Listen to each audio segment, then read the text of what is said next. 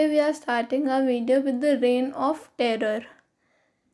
Now, एक साल के पीरियड को द रेन ऑफ टेरर बोला जाता है इन फ्रांस. फ्रॉम 1793 to 1794 को बोला जाता है the reign of terror. Now Robespierre followed a policy of severe control and punishment. जो रोब्सपायर था वो बहुत सीवियर कंट्रोल और पनिशमेंट चाहता था. He was very into Republic, कि नेशन रिपब्लिक होना चाहिए, एक आइडियल रिपब्लिक कंट्री होनी चाहिए. और जिसको भी वो देखता था कि वो रिपब्लिक के एनिमीज़ हो सकते हैं, जैसे एक्स नोबल्स, क्लर्जी और the members of the other political parties. अब नोबल्स और क्लर्जी क्यों अगेंस्ट होंगे रिपब्लिक के? क्योंकि पहले उनके पास बहुत पावर थी, अब इतनी पावर नहीं थी. और members of the political party तो हमेशा ही अपोज करते हैं. तो जिसको वो लगता था कि वो एनिमीज़ हैं, वो उसको अरेस्ट करवा देता था, जेल में भिजवा देता था और then tried by a revolutionary tribunal. और अगर कोर्ट उनको गिल्टी प्रूव कर देता था तो वो एग्जीक्यूट करवा देता था through a guillotine. So all those whom he saw as being enemies of the republic, ex-nobles and clergy, members of the other political parties, even members of his own party who did not agree with his methods, were arrested, imprisoned and then tried by a revolutionary tribunal. जो उसके खुद के भी party के members थे, अगर वो भी नहीं उससे सहमति खाते थे तो उनको भी ये सब करा देता था. If the court found them guilty, they were guillotined. The guillotine is a device consisting of two poles and a blade with which a person is beheaded. It was named after Dr. Guillotin who invented it. अब मैंने आपको दिखाया था कि guillotine क्या होता है.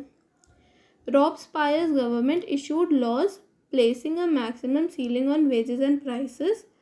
Meat and bread were rationed. उसने एक मैक्सिमम लिमिट लगा दी थी वेजेस और प्राइसेस की. Meat and bread were rationed. Peasants were forced to transport their grain to the cities and sell it at prices fixed by the government. अब उसने जितने भी पीजेंट्स थे उनको फोर्स करा था कि वो अपना अनाज बिगर सिटीज़ में जाके सेल करे और प्राइस उसी पे सेल करे जिस पे गवर्नमेंट ने तय करा है. The use of more expensive white floor was forbidden. मना कर दिया गया था, उनको यूज़ नहीं करने दिया जाता था जो एक्सपेंसिव वाइट फ्लोर होता था, आटा. All citizens were required to eat the pain दी अगलिट equality bread, a loaf made of whole wheat. Equality was also to be practiced through forms of speech and address. अब आप देख रहे हो कि एक इक्वालिटी आ गई थी खाने पीने में. मतलब एक्सपेंसिव जितना भी एक्सपेंसिव जो ब्रेड होती थी वो भी मना कर दी गई थी, वो भी फॉरबिडन कर दी गई थी. तो एक प्लेन ब्रेड, चाहे वो पुअर हो चाहे वो रिच हो, वो सेम ब्रेड खाते थे. और इक्वालिटी अब फॉर्म ऑफ स्पीच और एड्रेस में भी आने लग गई थी. एड्रेस का मतलब इधर घर का एड्रेस नहीं. एड्रेस इज समथिंग जैसे you call me ma'am, so you are addressing me with ma'am. I call you student, so I am addressing you with the word student. So आप किस नेम से किसी को एड्रेस करते हो, that is what it means over here. पहले France में men को मॉन्जियर बुलाया जाता था, सर को, एंड मैडम को मैडम. सो जितने भी French women and main and women थे, अब उनको क्या बुलाया जाता था, citoyen, meaning citizen. Now churches were also shut down and their buildings were converted into barracks और ऑफिसेज. अब चर्च भी जितने थे वो या तो जेल बना दिए गए थे या तो ऑफिसेज. और जितने भी रॉब्सपायर की पॉलिसीज उसने जो इतनी रिलेंटली इशू करी थी, देख रहे आप कितना एक्सट्रीम में वो जा रहा था कि मतलब कोई भी उसको वो लगता था कि एनिमी है तो उसको पनिश करवा देता था. और इतनी ज़्यादा उसमें वो कर दी गई थी कि जो उसके सपोर्टर्स थे अब उनको भी लग रहा था कि इसमें थोड़ी सी मॉडरेशन चाहिए, इसको थोड़ा सा कम स्ट्रिक्ट होना चाहिए. So finally he was convicted by a court in July 1794, arrested and on the next day sent to a guillotine. अब पहले वो लोगों को मरवा रहा था पर अब वो खुद भी गिलोटिन की उसकी कॉज ऑफ डेथ बनी। Now coming to a directory rule France. The fall of the Jacobin government allowed the wealthier middle classes to seize power. अब जैकोबिन गवर्नमेंट तो फॉल कर गई with this rain of terror, और जितने भी wealthier middle classes थे अब उनके हाथ में पावर आ गई थी।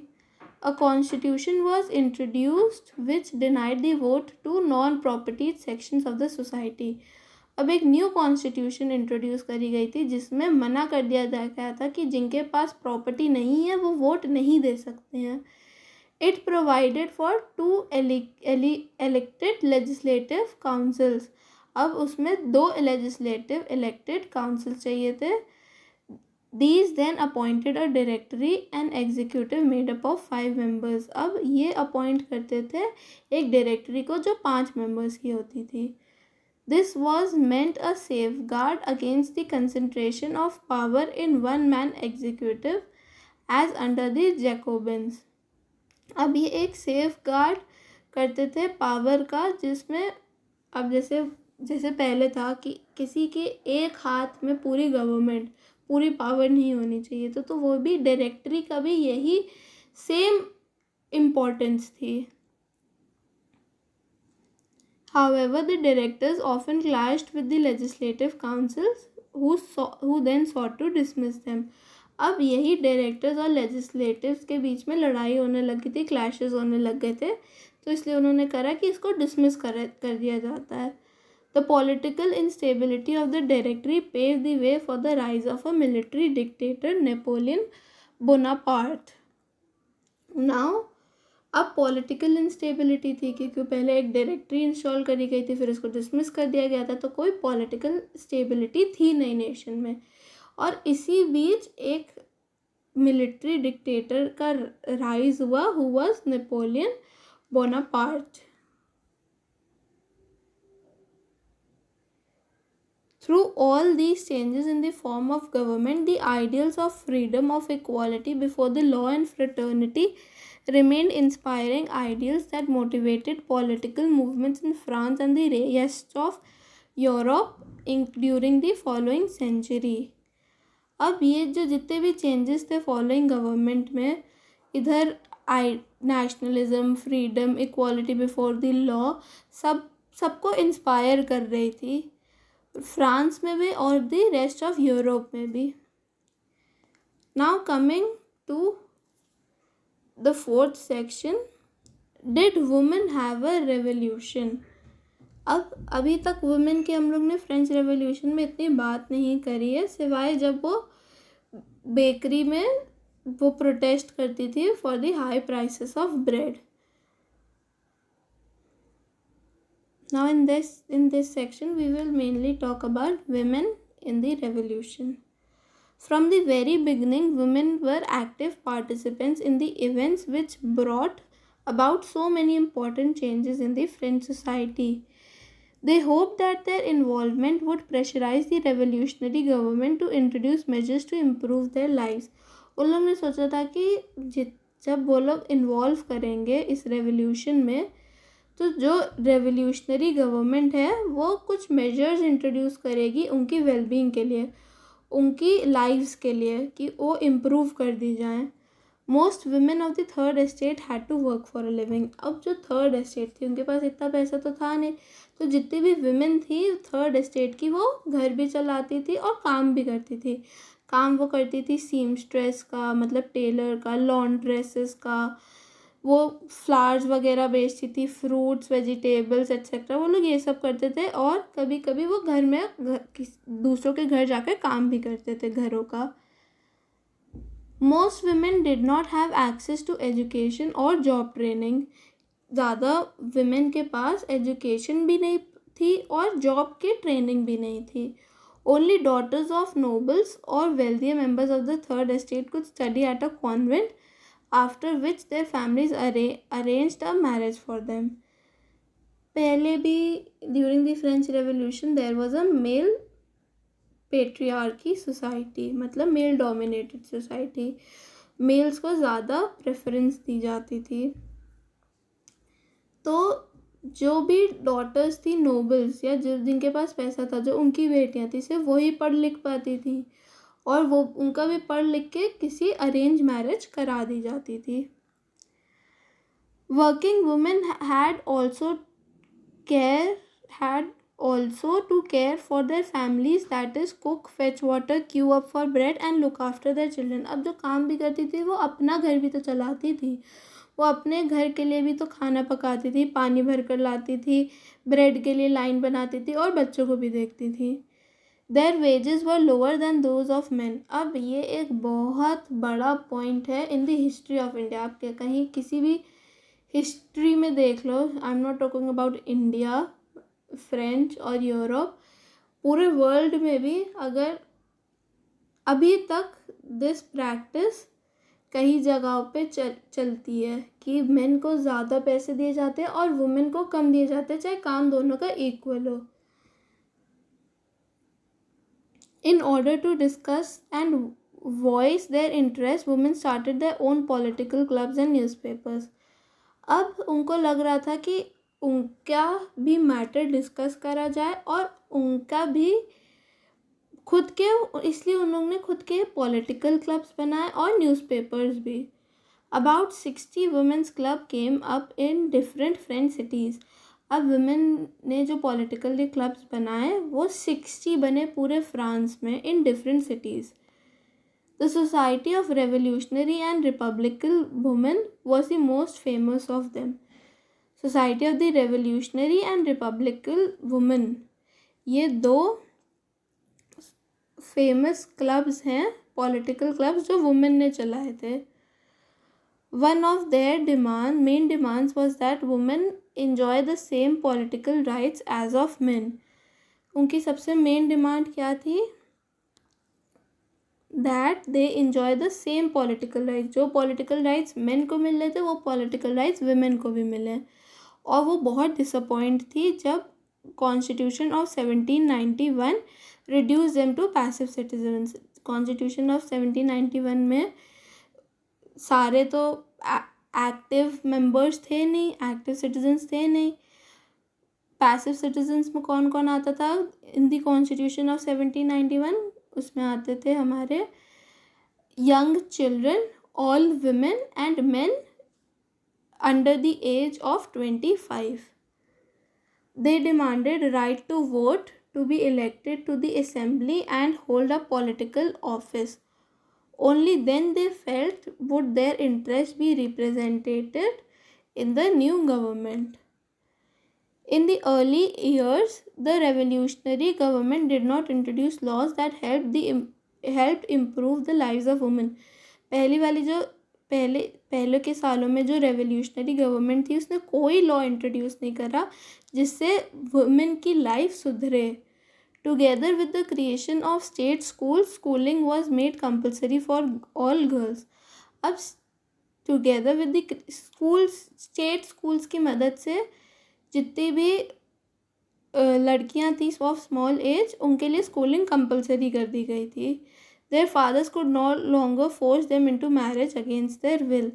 अब पहले तो लड़कियों को फोर्स कर दिया जाता था मैरिज करने के लिए, बट अब ऐसा नहीं था.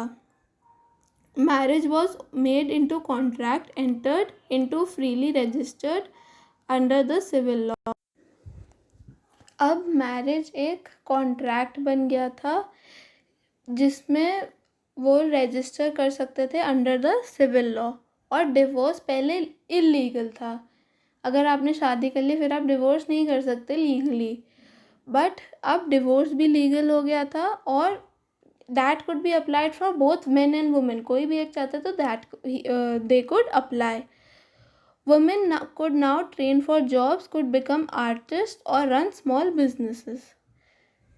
Women's struggle for equal political rights, however, continued. During the reign of terror, the new government issued laws ordering closure of women's clubs and banning their political activities.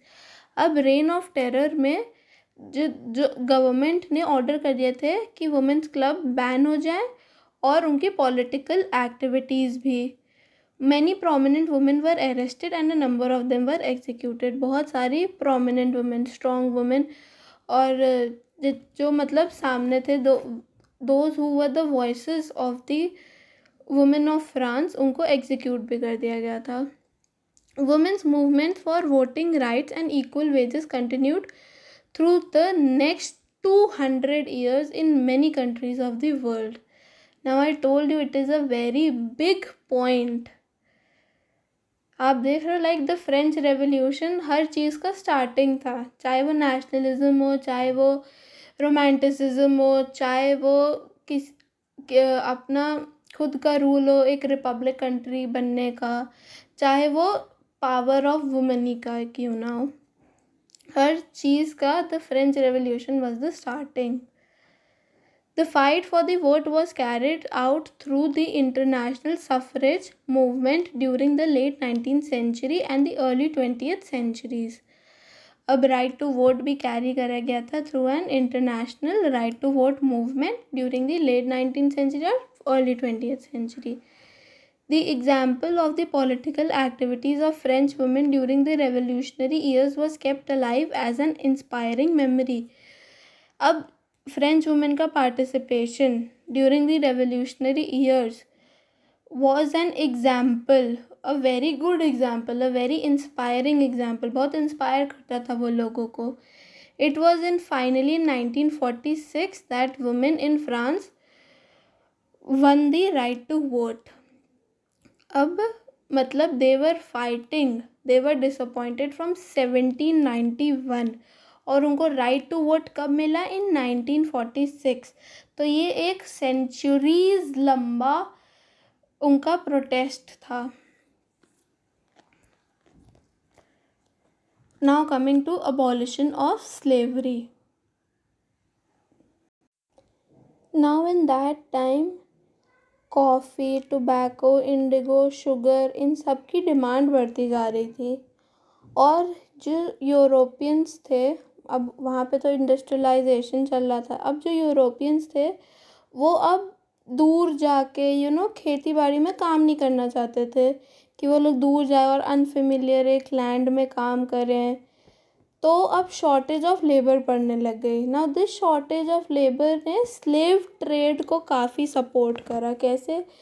क्योंकि जो कॉलोनाइज्ड कंट्रीज़ थी वहाँ से slaves लाए जाते थे, ख़रीदे जाते थे और यूरोप में काम कराया जाता था उनसे. One of the most revolutionary social reforms of the Jacobin regime was the abolition of slavery in the French colonies. अब जितने भी फ्रेंच कॉलोनीज थे उधर जैकोबिन रिजीम ने अबॉलिशन ऑफ स्लेवरी कर दिया था. But the colonies in the Caribbean, Martinique, Guadeloupe and San Domingo were important supplies of commodities such as tobacco, indigo, sugar and coffee. अब ये कंट्रीज़ इम्पॉर्टेंट सप्लायर्स थी tobacco, sugar, indigo और coffee की. But the reluctance of Europeans to go and work in the distinct unfamiliar lands meant a shortage of labor on the plantations. अब जब कम लोग काम करने जाएंगे तब शॉर्टेज ऑफ लेबर पड़ेगी. So this was met by a triangular slave trade between Europe, Africa and the Americans. तो slave trade कौन सी कंट्रीज़ के बीच में हो रहा था? यूरोप, अफ्रीका और अमेरिकन्स के बीच में. The slave trade began in the 17th century. French merchants sailed from ports of Bordeaux and Nantes to the African coast where they bought slaves from the local chieftains. अब Europe, Africa और Americans के बीच में triangular slave trade चलता था और ये slave trade 17th century में start हो गया था. फ्रेंच सेलर्स जो मर्चेंट्स थे वो पोर्ट ऑफ बॉर्डॉक्स और नांटेस से अफ्रीकन कोस्ट जाते थे, वहाँ से स्लेव्स को खरीदते थे. Branded and shackled the slaves were packed tightly into ships for 3-month-long voyage across the Atlantic Ocean to the Caribbean. अब उनको एक वहाँ से ख़रीद के 3 महीने की लंबी वॉयज करनी पड़ती थी across the Atlantic and the Caribbean sea. They were sold to plantation owners. जितने भी प्लांटेशन ओनर्स थे, फार्म ओनर्स, उनको सेल कर दिए जाते थे. The exploitation of slave labor made it possible to meet the growing demand in European markets for sugar, coffee and indigo. अब slave trade ही नहीं पॉसिबल करा था जो यूरोप की ग्रोइंग डिमांड को वो सेटिस्फाई कर सके. Port cities like Bordeaux and Nantes owed their economic prosperity to the flourishing slave trade. अब जितने भी पोर्ट्स लाइक बॉर्डॉक्स और नॉन्टेस थे जहाँ से वो स्लेव ट्रेड करा जाता था, वो अपनी इकोनॉमी प्रॉस्पेरिटी बढ़ा पाए स्लेव ट्रेड से ही. Throughout the 18th century, there was little criticism for slavery in France. पहले 18th सेंचुरी में तो बहुत कम क्रिटिसिज्म था स्लेव ट्रेड के अगेंस्ट में. और जो नेशनल असेंबली थी वो भी काफ़ी लंबी डिबेट्स निकालती थी about the rights of man, about the rights of slave, कि वो सिर्फ फ्रेंच सब्जेक्ट्स तक रहना चाहिए कि उनकी सारी कॉलोनीज़ पर भी. But it did not pass any laws. पर उसने कोई लॉ नहीं पास करा. क्यों?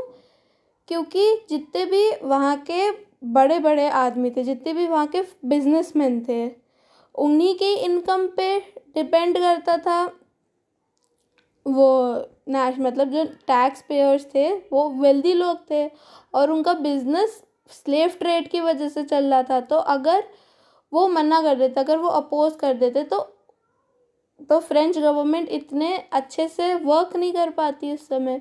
तो इसलिए वो कोई लॉ नहीं निकाल पा रहे थे डर से. It was finally the convention in which in 1794 legislated to free all slaves in the French overseas possessions. अब जितने भी फ्रेंच के ओवरसी पोजेशन थे, मतलब जैसे अफ्रीका, अमेरिका या कैरेबियन में, वहाँ पे उनको सबको रिलीज़ कर दिया जाए. This however turned out to be a short term major.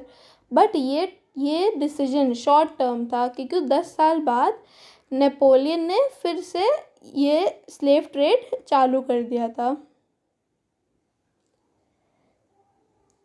10 years later, Napoleon reintroduced slavery. Plantation owners understood their freedom as including the right to enslave African Negroes in pursuit of their economic interest.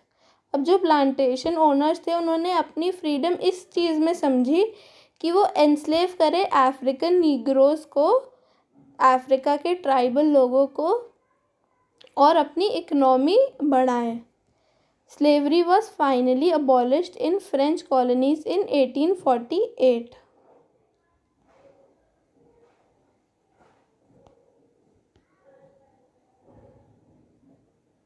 Now we will do till here only. I will give you the worksheet for the same. We have done till abolition of slavery. And जितने भी ये new words हुआ करें, जो side के headings हुआ करें, go through it, read it once. That will increase your knowledge only. So we have done quite. I will give you a worksheet. Please do that sincerely. Do not copy answers.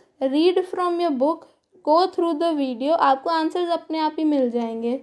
और अगर कोई answer नहीं मिलता है, मैं आपको भेजती हूँ आंसर्स जो आप गलत करते हो, तो फिर आप कॉपी क्यों करते हो और गूगल क्यों करते हो. और अगर कोई करेक्शन कर दिया गया है तो उसको देखो. गलत आंसर्स भेजने की कोई ज़रूरत नहीं है.